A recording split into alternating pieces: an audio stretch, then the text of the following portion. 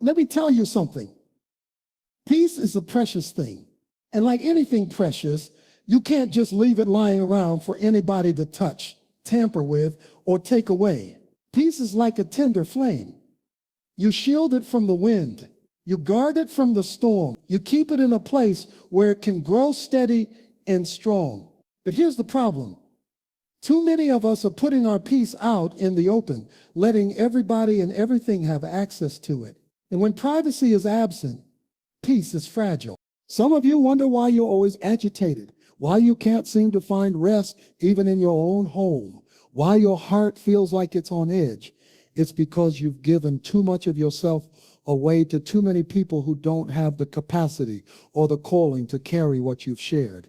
You've opened every window of your life for opinions to blow through, and now you're wondering why your peace feels scattered. See, there are some things that God whispers in the secret place, and if you take those whispers and broadcast them before they've had time to root deep in your spirit, you invite noise into what was meant to be holy. The enemy loves a loud room because a loud room drowns out the still small voice of God. Privacy is like the walls of your spiritual house. Without it, anybody can walk in, track mud across your floors, rearrange your furniture, and even steal your valuables. And let's be honest, everybody doesn't need to know everything about you. Jesus himself modeled that. He had the crowds. Yes, he taught the multitudes, healed the sick, fed the hungry, but he also had moments when he slipped away to pray alone. He had things he only told his disciples, and he had things he told only Peter, James, and John, and there were some things he kept between him and the Father. Why? Because privacy is protection. It's not about secrecy to hide sin. It's about sanctity to preserve peace. When you give everyone front row access to your life, you also give them the power to disrupt it. Somebody's careless comment, somebody's doubt-filled remark, somebody's envy, those can plant seeds that grow into anxiety, fear, and frustration. But when you draw a boundary, when you say, this part of my life belongs to God and me until he says otherwise, you keep your peace in a protected space. Some blessings are like seedlings. They can't handle the harsh elements too soon. They need time in the greenhouse of privacy before they can survive the weather outside. And yet, some of us are pulling the plant out of the soil to show people it's growing, only to kill it in the process. Not because the blessing wasn't real, but because we exposed it before it was ready. Peace also requires discernment.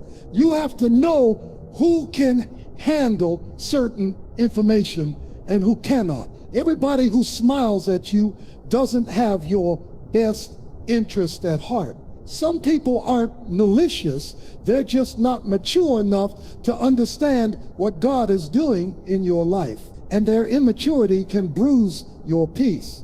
That's why you need to guard it. Let me make it plain. Privacy isn't loneliness, and it's not isolation for the sake of isolation.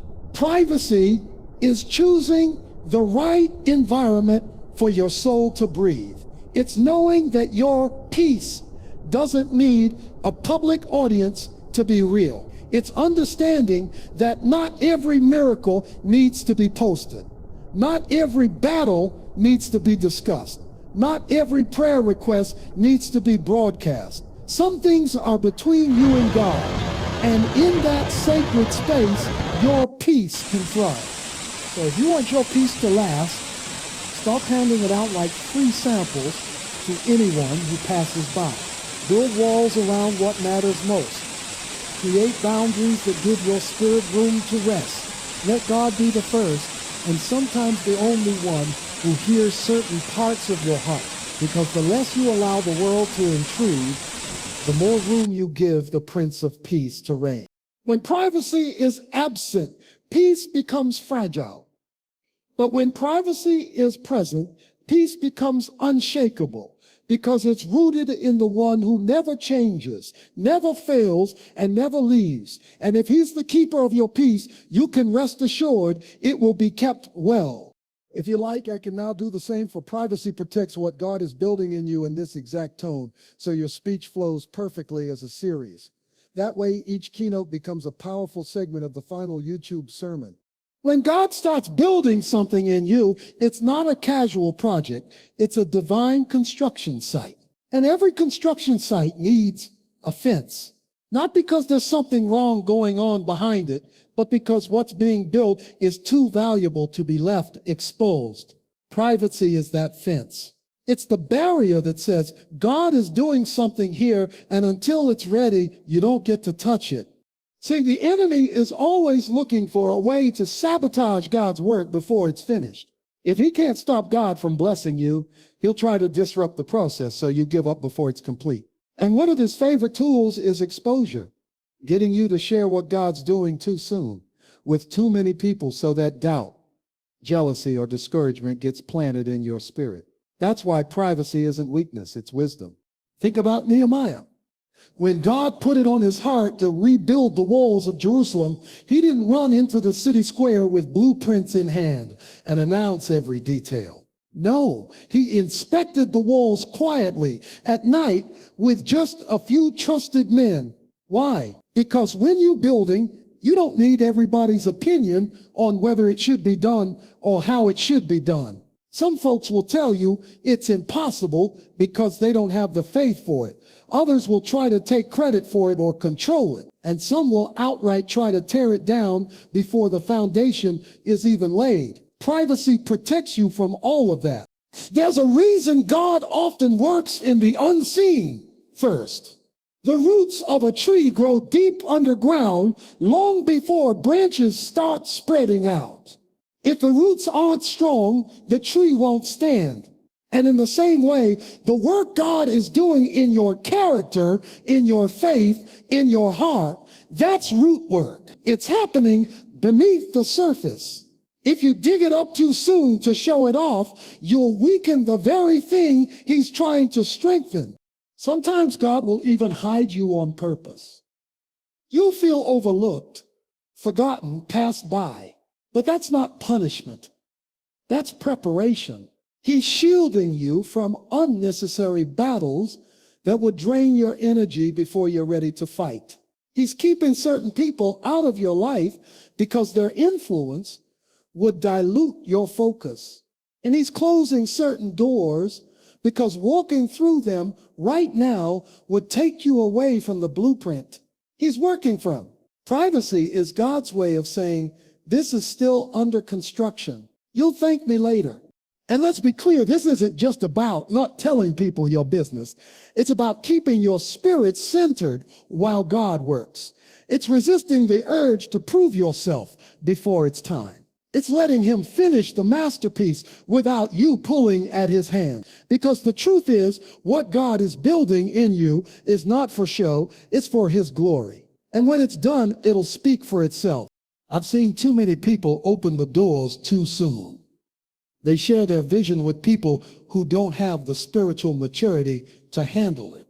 They put their dreams on display before God has settled the foundation. And then when criticism comes or obstacles rise, they start to question if they even heard God in the first place. That's what happens when you trade privacy for publicity too soon. You give the enemy an invitation to the construction site. So guard what God is doing in you. Treat it like a treasure still being formed. Let him decide when it's time to reveal it. And in the meantime, stay faithful in the hidden work. Because what he's building in private will one day be unshakable in public. The walls will stand tall, the foundation will be firm, and the world will see a testimony that could only have come from him. When God is building, privacy is not optional, it's essential. It's not about keeping people out just to keep them out. It's about keeping the process safe so the promise can be fulfilled. And when he's done, you won't have to explain it, defend it, or sell it.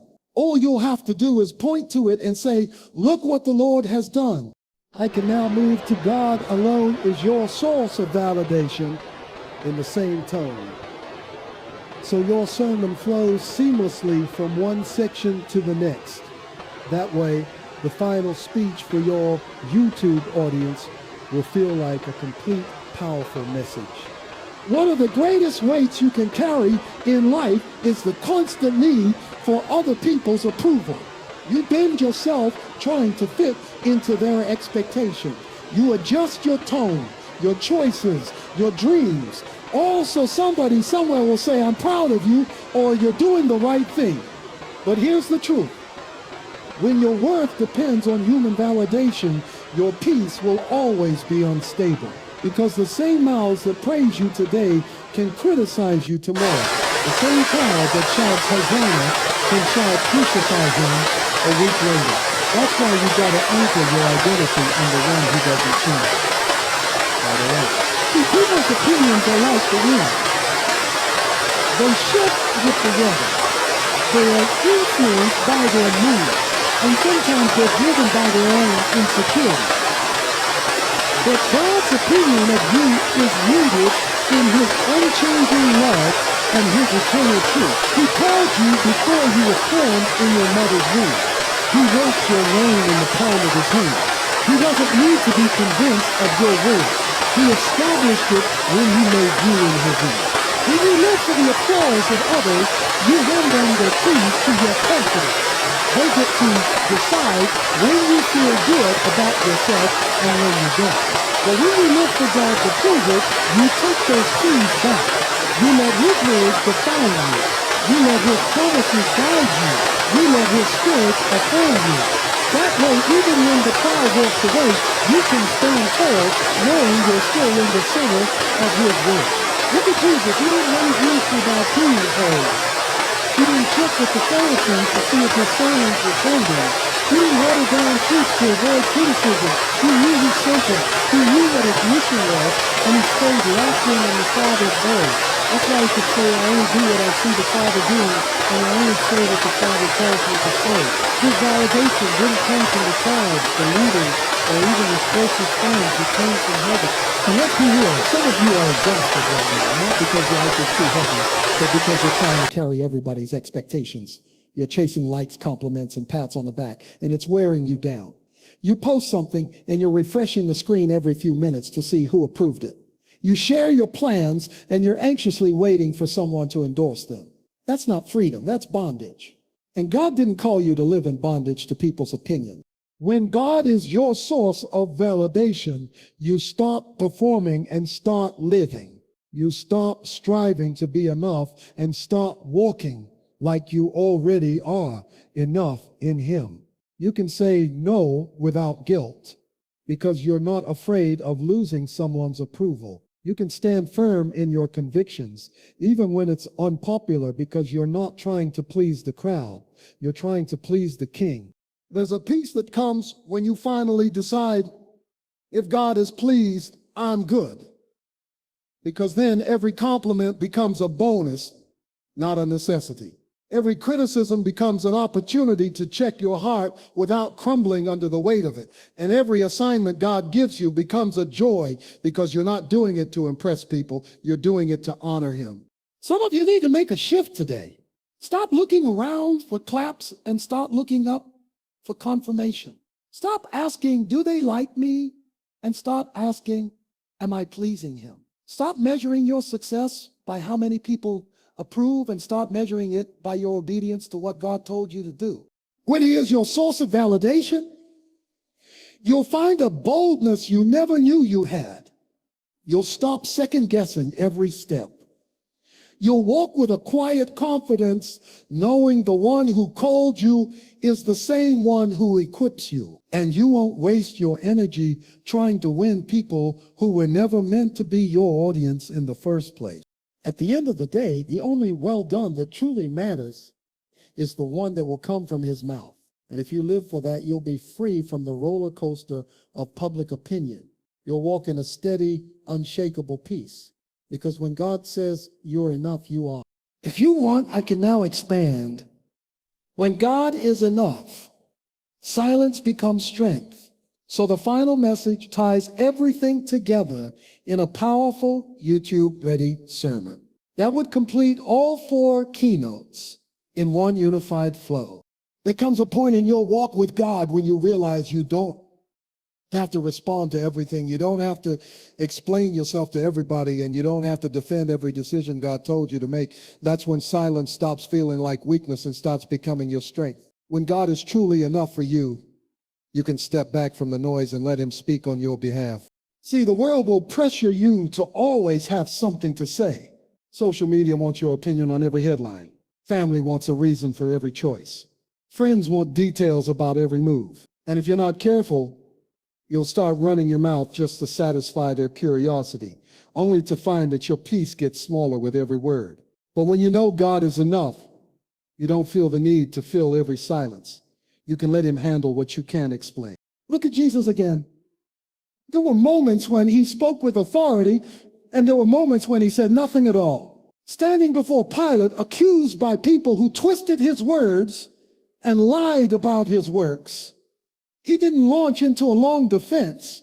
He didn't try to convince them of his innocence. He stayed quiet because he knew the truth didn't need their approval. His Father knew who he was. His mission was still intact. His silence was not surrender. It was power under control. Silence in the wrong hands can be passive, but silence in the right hands, silence rooted in the knowledge that God is fighting for you, is a weapon. It's a shield. It says, I don't have to play by your rules because I'm living under his. And here's the thing. When you fill every space with your voice, you leave no room for God to speak. Sometimes your greatest act of faith is to close your mouth and watch him work. When God is enough, you stop panicking when people misunderstand you. You stop rushing to fix every false story. You stop losing sleep over what they're saying in rooms you're not in because you know something they don't. Your defender sits higher than their judgment seat. Your judge knows the whole truth, and he has a way of making it plain in his time. Silence also becomes strength because it trains you to listen.